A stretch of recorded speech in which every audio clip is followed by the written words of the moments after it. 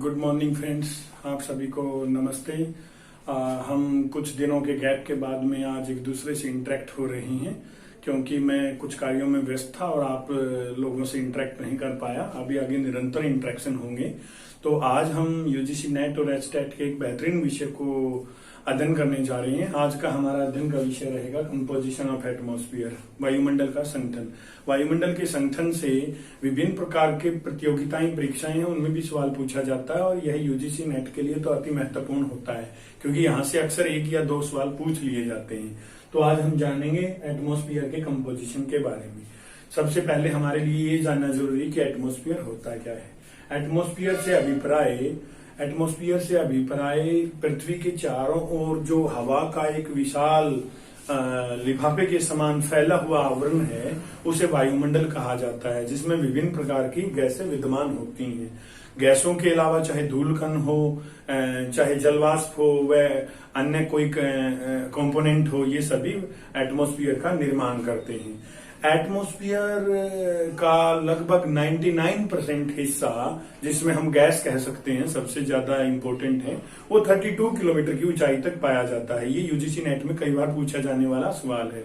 इसके अलावा हम बात करें गैस के अलावा धूलकण और जलवाष्प की, उनका लगभग जो 50% हिस्सा है वो 10 से 12 किलोमीटर तक ही सीमित रहता है। तो एटमॉस्फेयर हमारे लिए क्यों पढ़ना आवश्यक है? एटमॉस्फेयर का इंपॉर्टेंस हम इस प्रकार भी समझ सकते हैं कि एटमॉस्फेयर जो सोलर इनकमिंग रेडिएशन आता है शॉर्ट वेव में, उसके लिए पारगम्य होता है, अर्थात उसको पूरे धरातल तक आने देता है। जब पार्थिव विकिरण होता है जो धरातल से टेरेस्ट्रियल रेडिएशन ऊपर जाता है, उसके लिए एटमॉस्फेयर अपारगम्य हो जाता है, अर्थात उस ऊष्मा को रोककर वहां पर एटमॉस्फेयर एक ग्लास हाउस की तरह काम करता है, जिसके कारण पृथ्वी का जो औसत तापमान है, कितना है औसत तापमान 15 डिग्री सेल्सियस, वो लगातार बना रहता है।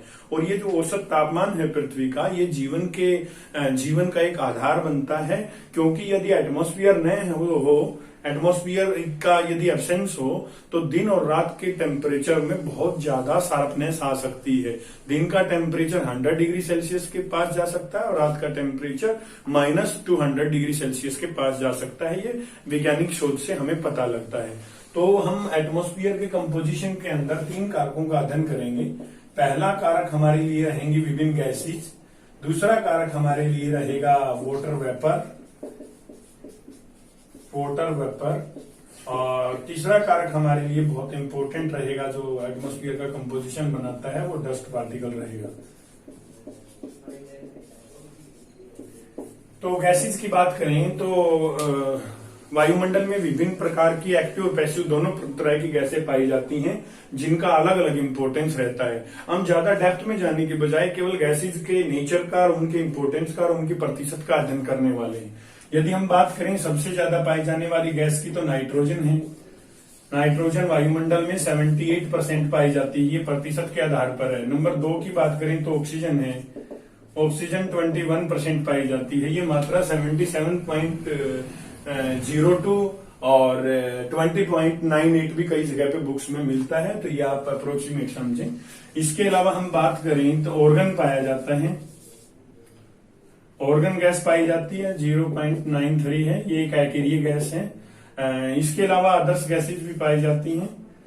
अदर्स गैसेज में प्रतिशत नगण्य रहेगा, नेग्लिजिबल रहेगा। अदर्स गैसेज की हम बात करें, चाहे CO2 हो, चाहे ओजोन हो, या फिर अन्य कोई भी गैसेज हो, वो सभी की सभी अदर्स में हम ले सकते हैं। नाइट्रोजन की बात करें तो ये प्रतिशत के आधार पर सबसे ज्यादा 78% पाया जाता है। ये पौधों के लिए, प्लांट्स के लिए बहुत इंपॉर्टेंट गैस है। हम कह सकते हैं वो न्यूट्रिएंट्स ग्रहण करते हैं नाइट्रोजन के माध्यम से, तो पोषक तत्वों की कमी पूरी करती है ये पौधों में। और ऑक्सीजन की बात करें तो सभी जो प्राणी जगत के जीव हैं उनके लिए यह जीवन का आधार है, जीवनदायिनी गैस है, चाहे मनुष्य हो चाहे अन्य जीव हो। तो ऑक्सीजन की प्राप्ति सबसे ज्यादा पेड़ पौधों से ही होती है, क्योंकि वो CO2 ग्रहण करते हैं और छोड़ते हुए ऑक्सीजन छोड़ते हैं। इसलिए जिन प्रदेशों में पेड़ पौधों की कमी रहती है वहां पे ऑक्सीजन का अब्सेंस भी वर्तमान समय में एक महत्वपूर्ण शोध का विषय बना हुआ है। ऑर्गन की बात करेंगे, थर्ड बड़ी गैस है, 0.93 पाई जाती है। एक अकेरिय गैस, सबसे बड़े अकेरिय गैस में है। यदि इसके अलावा बात करें तो हम क्रिप्टान है, जेनान है, नियान है, ये भी अकेरिय गैस है जो बहुत अल्प मात्रा में पाई जाती है। इसके अलावा हम अदर्स गैसेज की बात करें, CO2 है, CO2 की मात्रा 0.03 है, बहुत कम है। प्रतिशत में हम बात करें, और यह एक भारी गैस है, वायुमंडल के निचले हिस्सों में ज्यादा पाई जाती है।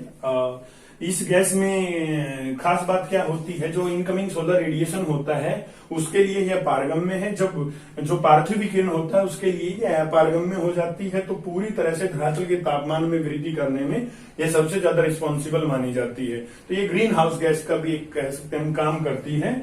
और जो वैश्विक स्तर पर तापमान बढ़ रहा है, टेम्परेचर चेंज हो रहा है, और हम कह सकते हैं कि ग्लोबल वार्मिंग हो रही है, उसमें CO2 का बहुत बड़ा योगदान है। सभी गैसेज के अंदर से ये एक बार सवाल आया कि जितनी भी ग्रीन हाउस गैसेज हैं जो वैश्विक तापमान को बढ़ाती हैं, ग्लोबल वार्मिंग को बढ़ाती हैं, उनमें सबसे अधिक रिस्पॉन्सिबल कौन सी है? CO2 60%, अकेले 60% CO2 ग्रीन हाउस गैसेज में हम कहें वैश्विक तापमान में जो वृद्धि हो रही है, तो 60% केवल CO2 उसके लिए रिस्पॉन्सिबल रहता है। और CO2 क्या है? CO2 के लिए हम कह सकते हैं जो क्योटो प्रोटोकॉल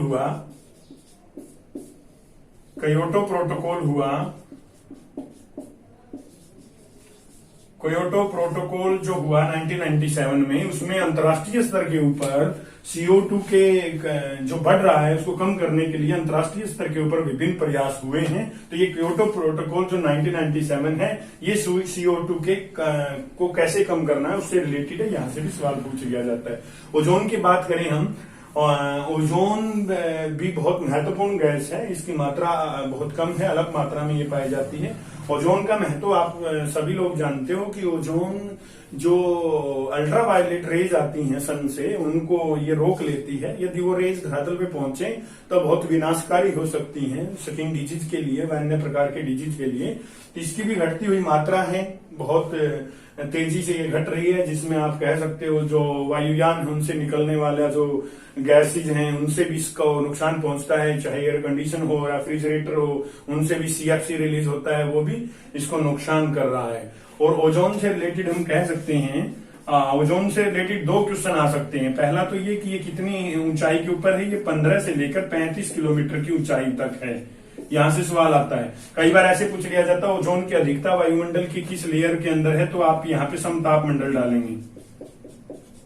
समताप मंडल, बहुत सारी किताबों के अंदर आपको यहाँ पे मध्य मंडल लिखा हुआ मिलेगा, जो गलत है। समताप मंडल में इसकी अधिकता है अपर ट्रोपोस्फेयर के से ही ये शुरू हो जाती है, और लगभग समताप मंडल के लगभग ऊपरी हिस्से तक 50 किलोमीटर तक ये पाया जाता है समताप मंडल, वहां तक इसकी अधिकता मिलती है। और इससे रिलेटेड ये भी क्वेश्चन आ सकता है, जो मॉन्ट्रियल समिट हुई,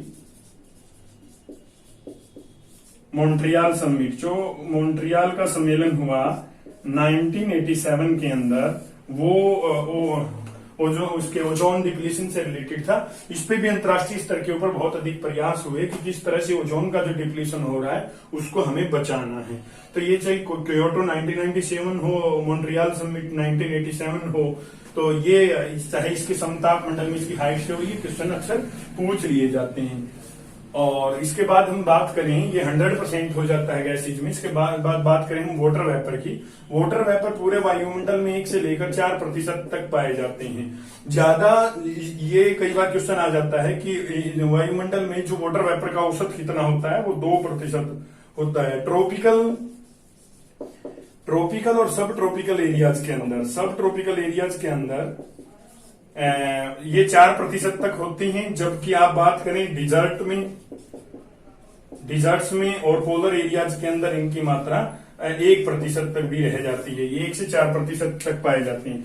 जैसे जैसे हम मध्य रेखा से ध्रुवों की ओर जाते हैं, तो वाटर वेपर का जो प्रतिशत मात्रा है वो घटती जाती है। तो वाटर वेपर का सबसे इंपॉर्टेंट रोल क्या है, जो वायुमंडलीय विभिन्न गतिविधियां होती हैं, क्रियाएं होती हैं, चाहे वर्षा हो, चाहे कंडेंसेशन हो, वह चाहे कोई अन्य प्रक्रिया हो, चाहे डिपोजिशन हो, सब्लिमेशन हो, सब में एक इंपॉर्टेंट रोल वाटर वेपर का रहता है। और वाटर वेपर भी एक ग्रीन हाउस गैस के रूप में काम करते हैं, क्योंकि ये जो इनकमिंग सोलर रेडिएशन होता है उसको तो ट्रांसपेरेंट होते हैं, उसको आने देते हैं, स्कैटरिंग कम करते हैं, जबकि जो जाने वाला होता है टेरेस्ट्रियल रेडिएशन, उसके लिए ये अवरोधक का रूप धारण कर लेते हैं।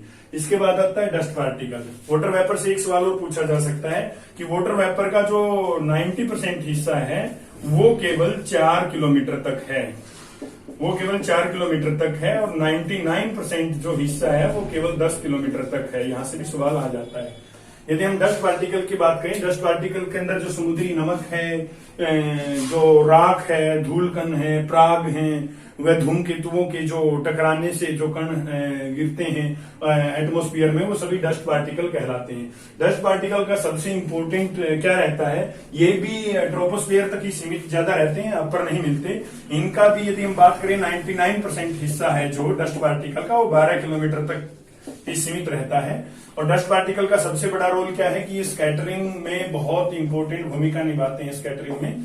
और हम बात करें कि जो सनराइज के समय, सनराइज और सनसेट के समय जो आसमान के अंदर रेड कलर होता है सनराइज के समय, और नारंगी कलर होता है जो सन सेट के समय, और सनराइज के समय रेड कलर होता है, ये सारे का सारा डस्ट पार्टिकल का ही रोल रहता है। ये एचटेट में एक बार सवाल आया था कि आसमान का जो रंग सनराइज के समय रेड होता है और सनसेट के समय नारंगी होता है, वो किस कारण से होता है, वो आएगा डस्ट पार्टिकल के प्रकीर्णन के कारण, स्कैटरिंग के कारण। जैसे ही सनलाइट गिरती है डस्ट पार्टिकल के ऊपर, तो इसके जो रेड कलर का और नारंगी कलर का जो आसमान में रंग छाया होता है, वो इसी के कारण होता है। तो ये तीन जो कारक हैं, चाहे विभिन्न गैस हो, चाहे जलवाष्प हो, चाहे धूलकण हो, ये सभी तीनों मिला के ही एटमॉस्फेयर के कंपोजिशन को संपूर्ण करते हैं। इसी के साथ साथ पैरेलल टॉपिक चलता है वायुमंडल की संरचना, जिसमें हम विभिन्न लेयर्स का अध्ययन करते हैं, उसको भी हम इसके तुरंत बाद अध्ययन करेंगे। तो ये यहाँ से सवाल कई बार पूछ लिए जाते हैं, विभिन्न गैसेज से पूछ लिए जाते हैं, एक्टिव और पैसिव गैसेज से पूछ लिए जाते हैं, वाटर वेपर और डस्ट पार्टिकल से पूछ लिए जाते हैं, एटमॉस्फेयर के कंपोजिशन से पूछ लिए जाते हैं। तो आप इसको थोड़ा सा ध्यान से देखें। तो ये मास्टर डिग्री के विद्यार्थियों के लिए और कॉम्पिटिटिव एग्जाम की जो तैयारी कर रहे हैं उन विद्यार्थियों के लिए एक महत्वपूर्ण विषय बन जाता है। तो एक छोटा सा विषय था, बहुत इंपॉर्टेंट था। आपसे फिर जल्दी मुलाकात होगी। आप सभी का बहुत बहुत धन्यवाद।